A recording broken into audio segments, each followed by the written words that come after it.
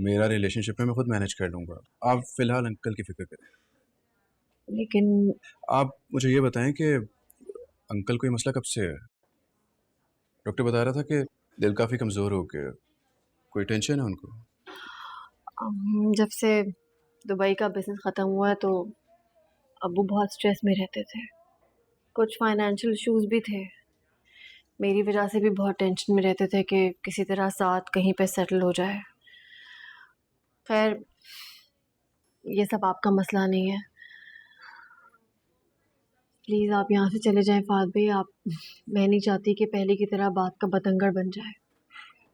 भाभी प्लीज़, इंसानियत भी कोई चीज़ होती है। और मेरा ज़मीर गवारा नहीं करता कि आप लोगों को इस मुश्किल वक्त में अकेला छोड़ दूँ। आप प्लीज़ बैठे, रेस्ट करें।